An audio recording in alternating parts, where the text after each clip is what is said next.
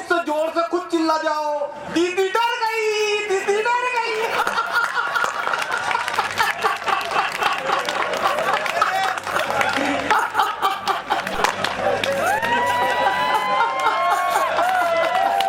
फार्मूले,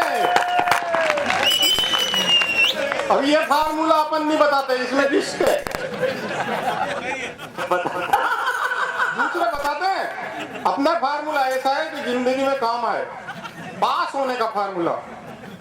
जिससे पास नहीं हो रही 5वीं 6वीं तक आराम से पास हो जाएगा।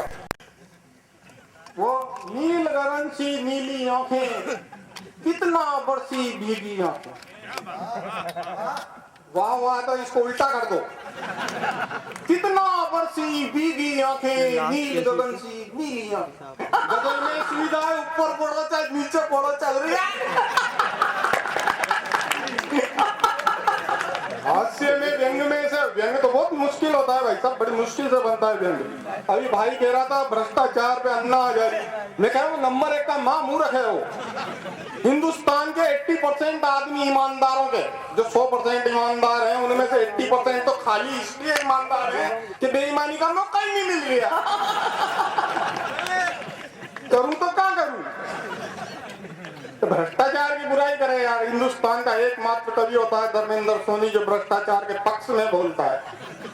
बहुत सी बातें ऐसे हैं जिनके पक्ष में बोलता हूं। भ्रष्टाचार वह शाश्वत तथ्य है जो व्यर्थ ही कलंकित किया जाता है। भ्रष्टाचार वह शाश्वत तथ्य है जो व्यर्थ ही कलंकित किया जाता है, जबकि यह सर्वधर्म तथ्य है, लिया दिया अड़ जाता है।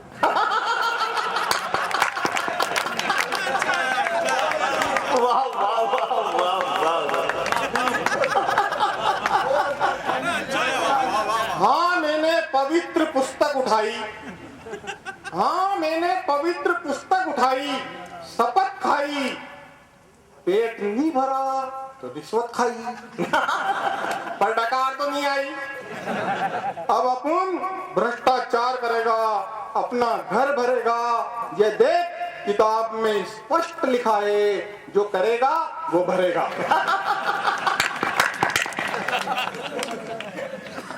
ये अच्छा क्या है? तुम मैं अब यहाँ आके कहने की क्या जरूरत थी? मैं मास्टर हूँ। अब तू मास्टर है, मैं नहीं हूँ, तो इसमें मेरी क्या कसूर? बड़े कुछ नहीं होता मास्टर फास्टर, बड़े विचित्र विचित्र टाइप की कविता का असर होता है। आप यकीन मानिए, कोटा में मैंने कविताएं पढ़ी, 3 साल तक मेले में नंबर ही नहीं आया, जेट से आता है। असर हुआ।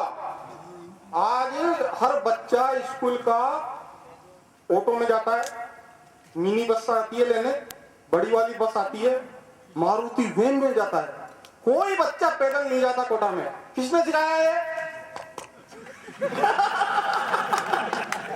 हमने सिखाया। असर हुआ कविता का। ऐसी बात करता हूँ कि जिंदगी में काम आया। आज स्टैंडर्ड मेंटेन होने लग गया। ये समझता है स्टैंडर्ड में, एक नहीं समझता। बस में बैठ बैठ के आ जाते हैं। मैं नहीं आता, कार में आता हूँ। अभी यहाँ से यहाँ तक भी आया ना, इतनी सी दूर है नटराज होटल, पैदल नहीं आया, कार आया, चलो एक चल को पैदल चला ही नहीं जाओ यार, नहीं चला जाओ, नहीं चला जाओ। अब लखन बता रहा हूँ आपको। सबसे पहले ये आई भाई यूपी की, आते ही बोली खिड़की के पास बैठूंगी। मैंने कहा बैठ जा, गाड़ी तो एसी में चलेगी, खिड़की खुलेगी।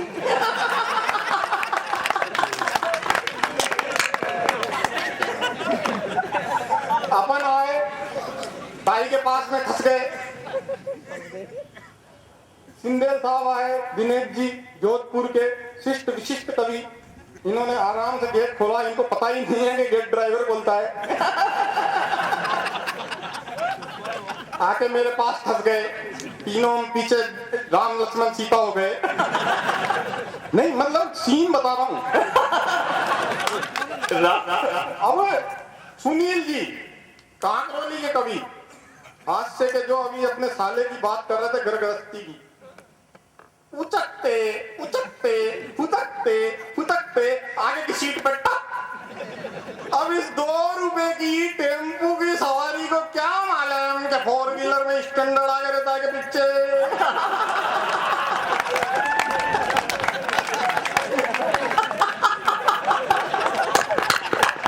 करने पड़ते हैं स्टैंडर्ड मेंटेन, लक्षण नहीं है। अब देखो मेरे को कविता आती या नहीं आती, मामला कॉन्फिडेंस से चलता है कि नहीं। एमए पास कर ली, मेरे में हीन भावना बढ़ते हैं। कोई पढ़ ले एमए में क्या है यार भाई साहब। अब मैं वो फार्मूला बता रहा हूँ जिससे आप एमए पास कर लोगे। जिंदगी में काम आने वाली बात बता रहा हूँ, जिससे एमए पास नहीं हो रही कर लेना। फुल कॉन्फिडेंस से परीक्षा देने चल जाओ। मैं यूं नहीं कह रहा हूँ कि पढ़ के जाओ। फुल कॉन्फिडेंस है। 4 उंगल की कॉपी इधर छोड़ दो, 4 उंगल की कॉपी इधर छोड़ दो, 8 उंगल की कॉपी तक गई, बीच में घसीट मार के लिख दो, उसका बाप नहीं पढ़ सके क्या लिखा। और जैसे ही पानी पिलाने आए, एक सप्लीमेंट्री की कॉपी ले लो। सप्लीमेंट्री की कॉपी से पास फेल पे कोई फर्क नहीं पड़ता। उससे क्या होता है, जो आसपास परीक्षाएं दे रहे होते हैं उनके कॉन्फिडेंस लूज हो जाते हैं।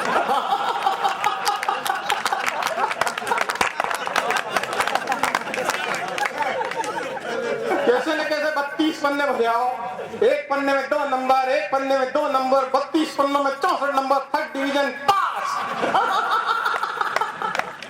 कविताओं का असर होता है भाई। मेरी कविताओं का असर हुआ, बच्चे स्टैंडर्ड मेंटेन करने लगे मेरी तरह। लेकिन बड़े ये मैंने सिखाया, क्योंकि मैं जब 6वीं में पढ़ता था भाई साहब, तो पैदल स्कूल नहीं जाता था, कभी नहीं गया जिंदगी में। आज दिन तक का रिकॉर्ड है, मैं पैदल स्कूल नहीं गया।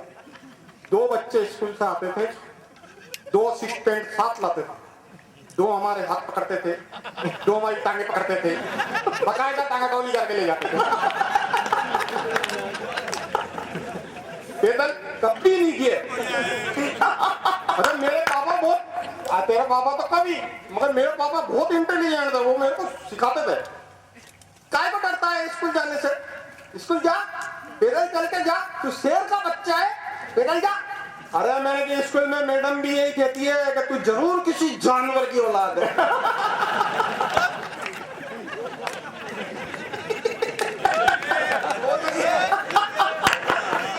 2011 चल रहा आदरणीय भगवान जी, और वो का वही सीन देखा कोटा में, टांगा टोली करके स्कूल ले जा रहे हो। अरे मैंने कि अब तो स्टैंडर्ड मेंटेन होने लग गया यार, अब क्यों टांगा टोली करके ले जा रहे हो, अब तो अपने आप जाएगा। बोले यार सोनी जी तुम समझते तो हो नहीं, ये स्टूडेंट नहीं है, ये मास्टर है।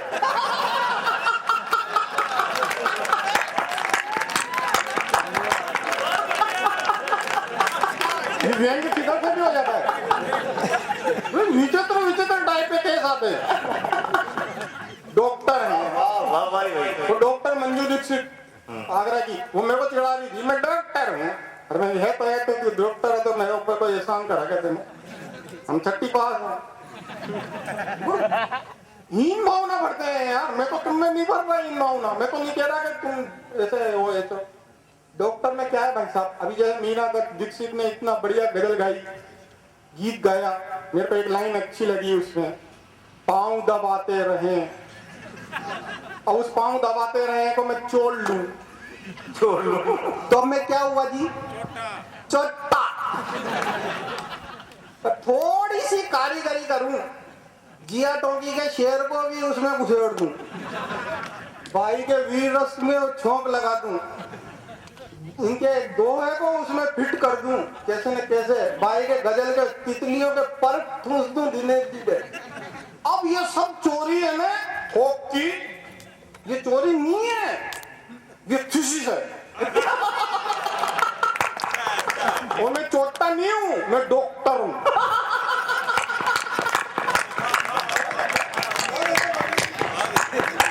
वाह वाह वाह, ऐसे एक बार जोरदार तालियां हो जाए भाई की बात पे। जैसे तो डॉक्टर कोई बन जाए, डॉक्टर साहब डॉक्टर किया तो की ये कैसे बने क्या? मैं नहीं कह रहा, तेरे टॉप का मामला आपस में ही सल्टो, बीच में नहीं। वो टॉप के आदमी से घबराता हूँ मैं, बहुत इंटेलिजेंट नहीं आए लोग, बहुत तकड़े तकड़े काम करते हैं। टॉप की तो बात ही नहीं करनी, मैं जब छोटा था, मैंने सबसे पहली, मेरे से सेम नहीं होती थी, मैं कवि तब भी नहीं था, अब भी नहीं हूँ, मैं श्रोता था, अब भी श्रोता हूँ। कवि सम्मेलन में इसलिए आ रहा हूँ कि यहाँ पर जो बड़े बड़े दिनेश सिंधल जैसे अच्छे पढ़ने वाले आते हैं तो मुझे कुछ सुनने को मिलता है। आप भी इसीलिए आए हो, यहाँ पे कुछ सुनने को मिलेगा। अब वहाँ सुनने को नहीं मिले तो काय हुआ है। मैं कोटा में कवि सम्मेलन करा, हमने डिमांड करके बहुत बड़े गीतकार को बुलाया भाई साहब। गीतकार से उम्मीद रहती है कि कुछ अच्छी बात करेगा। फिल्म का गीतकार जिसने फिल्मों में गीत लिखे, भाई ने मुंबई से बुलाया, फुल पेमेंट। आते ही भाई ने सरकाई, खतरे में है लाज बहन की, खतरे में चूड़ी दुल्हन की, खतरे में ये है, खतरे में वो है, अपन से निजिला। अपन फटाक से उठे जैसे अभी भी डाला और अभी खुदा हो गया है वो। अरे मैंने ये, कौन कहता है वतन को खतरा है? कौन कहता है वतन को खतरा है? अभी तो जिस्म में लहू का खतरा है। कविता खत्म होगी।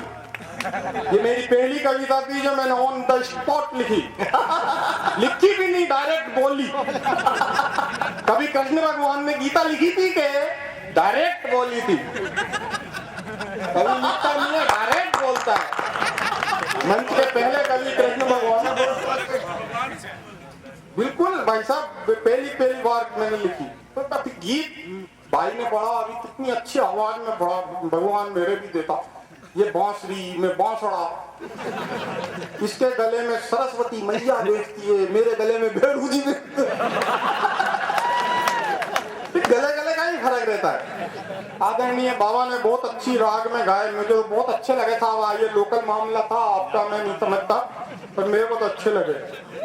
इतने अच्छे, मेरी भी इच्छा करती है अच्छे अच्छे गीत लिखूं, कोशिश करी करने में क्या जाए। अच्छा मेरी आदत ये है जिस बात में मतलब हो वो ही करो, नहीं तो मत करो। लंबी चौड़ी कविता ठोकने से कोई मतलब नहीं, जितनी सी बात में दम है उतनी सी करो। मेरा माथा दुख रहा, चाय पीनी, डायरेक्ट गीत में चाय मांग लो। कोई उसमें ये तामझाम लगाने की नहीं, चांद आए सितारे आए कुछ भी नहीं आए। बिल्कुल चाय मांगनी है, चाय मांग रहा हूं मैं, गीत है भाई साहब। बिल्कुल चाय पिला दे माने सुंदरी। ये आदमी की मजबूरी होती है, हंसने की बात नहीं है। लुगाई काली भी हो तो सुंदरी खेना पड़ता है, नहीं तो फिर गृहस्थी बिगड़ जाती है। गीत लिखा मैंने, आप तो समझ जाओगे राजस्थान जाओ, पट्टे ने कहां से मारा गीत, मरे मारा है गीत रहते हैं। एक लाइन इधर से मारी, एक इधर से मारी, गीत। चाय पिला दे माने सुंदरी, नखराली नार मिर्गा ने नी नार। उसने झट बीच में कैंची मारी और बोली, दूध महंगा दे पहली सुंदरा। ऊंदरा लपूंदरा। मैंने और ज्यादा गीत लिखे तो अभी विशेषण और बढ़ते जाएंगे। मैंने छोड़ दिया गीत लिखना किया था। गजलें देखो मैंने कितनी अच्छी मांडी। क्या मांडा आदमी मांडने वाला। मोती बिखेरती चली बिटिया फुहार की, मोती बिखेरती चली बिटिया फुहार की, फूलों की पालकी में थी बिटिया बहार की, डोली उठा के चल दिया बाबुल तो गेर की, कांटे थे नंगे पांव थी बिटिया कहार की। वाह वाह वाह। कहीं भी लिख दो, लिखने में क्या है? सप्लीमेंट्री पास ही नहीं। मोती और धर्मनिरपेक्ष क्या होता है? एक गाय आई, उसे हिंदुओं ने अपनाया, फिर एक बकरी आई, उसे मुसलमानों ने अपनाया, फिर एक गधा आया, उसे किसी ने भी नहीं अपनाया, वो धर्मनिरपेक्ष हो गया।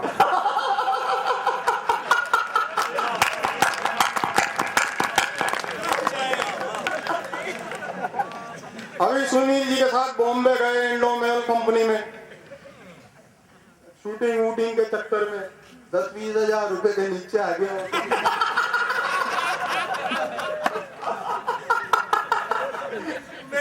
मेरे से कहेंगे कैलेंडर देख के लिखो, तब तुम्हें कुछ देखेंगे, डायलॉग डिलीवरी देखेंगे नहीं देख ले आज जैसी है। अपन तो कंफर्टेबली थे। कैलेंडर रख दिया सामने, सीता मैया पंचवटी में, रावण जी वेश बदल गया है और रामचंद्र जी एक हिरण के पीछे इंसर्ट में जा रहे, पता नहीं कहाँ। ये कैलेंडर, अब ये दोनों पात्र बोल रहे हैं, आपस में वार्तालाप कर रहे हैं। कैसे कर रहे हैं? डायलॉग बोलो, नहीं डायलॉग बोलो, केवल डायलॉग डिलीवरी है, कोई धर्म पे मत लेना। अगर किसी को ऑब्जेक्शन हो तो कैलेंडर फाड़ देना, अपना कोई रोल नहीं है, कैलेंडर बोल रहे हैं। माँ, रावण कह रहा है, माँ अभी जिस भारतीय संस्कृति की बात भाई प्रदीप कर रहे थे, मीरा दीक्षित ने गजल में करी, भाई ने बफर डिनर के माध्यम से कही, ये सब भारतीय संस्कृति की बात कर रहे थे। पहिंडे में पानी भरने की बात कर रहे थे। वो भारतीय संस्कृति जो हिंदू है, और क्यों कहता गर्व से कहो हम हिंदू हैं, उनके घर में रामायण होनी चाहिए। कितने हिंदुओं के घर में रामायण है? जिनके घर में रामायण है वो भी ध्यान से खोलना, रामायण नहीं मिलेगी वो रामचरितमानस है तुलसीदास जी की। एक कवि जिसने तुम्हें गर्व करने लायक बनाया, एक रामायण के नाम पे रामचरितमानस तुम्हारे घर में रखी। उस रामचरितमानस का सबसे दुष्ट पात्र, विलेन नंबर 1 रावण, जब एक पराई स्त्री को संबोधित कर रहा है तो उसे मां कह रहा है। इससे ज्यादा संस्कृति और क्या लोगे? मां, मां भिक्षा दे, मां भिक्षा दे, ये ले।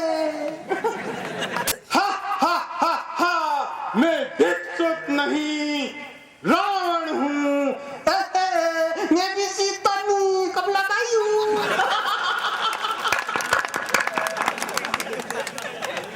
कौन कमला बाई? काम वाली, बजाओ ताली।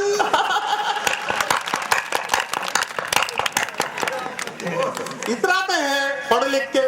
मैं तो जब छोटा था ना, जब मेरी मम्मी बड़े प्यार से कहती थी, मेरा बेटा बड़ा होके डॉक्टर बनेगा। मेरे पापा बोले नहीं, अपना बेटा बड़ा होके इंजीनियर बनेगा। मैं बोला भाटा।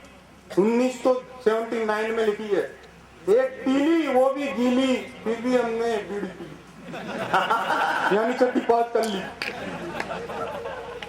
ऐसे बीड़ी माचिस से ही काम चलाया भाई साहब बहुत दिनों तक। बीड़ी माचिस से देखो कैसे कैसे शेर निकले। मेहंदी से जिसके हाथ रचाती है तीलियां। पहले कौन नहीं चलते थे, जब मैं छठी में पढ़ता था, माचिस की सीख से मेहंदी में यूं करके नींबू मिला के, चाय की पत्ती मिला के, शक्कर मिला के, फिर यूं करके फिर पत्तियां मारती। इसके पीछे मेन लॉजिक ये रहता है, जैसे मेरे ये बूटे रचे, ऐसे ही मेरे परिवार की बगिया महकती फलती फूलती रहे। ये इसके पीछे मेन लॉजिक। अच्छा, जो कोई मेरी तरह छठी पास इंटेलिजेंट होती थी, वो अपने हाथ पे इस जगह यहाँ अंग्रेजी में लिखती थी, आई लव यू। लिखती थी भाई साहब। वहां से मैंने कविता उठाई। मेहंदी से जिसके हाथ रचाती है तीलियां, एक दिन उसी का जिस्म जलाती है तीलियां। बिटिया को कौन देता है माचिस दहेज में, सबको पता है आग लगाती है। बीड़ी माचिस से बन जाती है, कुछ भी नहीं। क्या लिखा है तकदीर किसे दिखती है, वक्त की चमकती शमशीर किसे दिखती है। देखो रुमानियत शायरी करी है आपने, बहुत आध्यात्मिक। रोमानी से क्या लिखा है तकदीर किसे दिखती है, वक्त की चमकती शमशीर किसे दिखती है। रफ्ता रफ्ता बसती है पायल तेरी, मेरे पाँव की जंजीर किसे दिखती है। वाह, गजल जो मैंने बीच में छोड़ दी थी, वापस वहीं पे आता हूँ। नील गगन सी नीली आंखें कितना बढ़ती भीगी आंखें। गजल के शेर पढ़ रहा है। यूं तो मटके में पानी था, दिनेश जी, यूं तो मटके में पानी था, प्यासी मर गई बूढ़ी आंखें। वाह वाह वाह वाह वाह वाह। यूं तो मटके में पानी था, प्यासी मर गई बूढ़ी आंखें।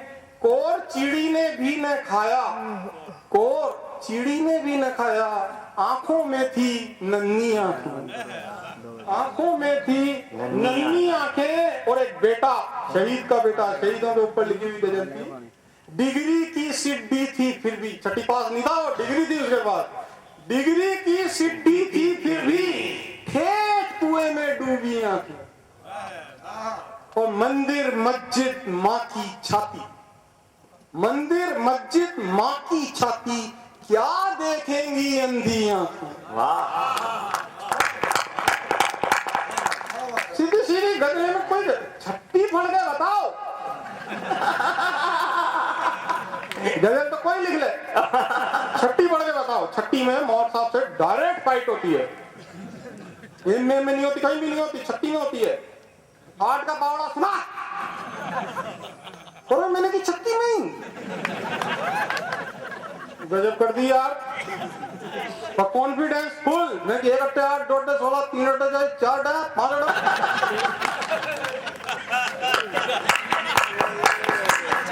कहता हूँ कि किसी से नहीं कहता, अपने फार्मूले अपने पास। मेरे से आगे कहते हैं यार मारती है क्या करूं, मैं कि देख अपने पास फार्मूला है, कोई भी अपनी घरवाली से दुखी हो अपने फार्मूले अपनाओ, मस्त रहो। अपना फार्मूला है, अगर घरवाली मारती है तो एक शादी और कर लो। बोले धर्मेंद्र भाई मरवाओगे, एक ही जान खा जाए, 2 में तो मर ही जाऊंगा। नहीं कुछ भी नहीं मरे, इसमें साइंस है। पढ़ा लिखा हूं मैं छठी तक, साइंस आती है छठी में, मैंने पढ़ी है, साइंस है इसमें। अभी एक बाल्टी उठाओ भाई साहब, उठानी पड़ती है, तो 2 उठाओ, क्या बैलेंस रहता है।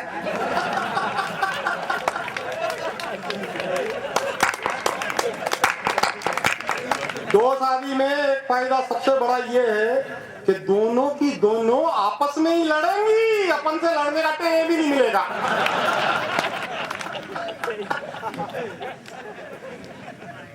देश की बात कर रही, देश की बात बहुत आसानी से हो जाती है, कविताओं का असर होता है।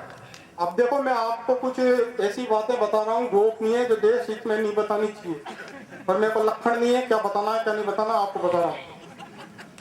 बिल्कुल आप गंभीरता से सुनना मेरी बात। व्यंग्य की भाषा में एक पाकिस्तान को गालियां देते हैं सारे कवि, मेरे को बहुत गुस्सा आता है। मेरा मन करता है कि साले के गाल पे चाटा मारूं, पर मैं मारता इसलिए नहीं हूं कि फिर वो मेरे को मारे तो।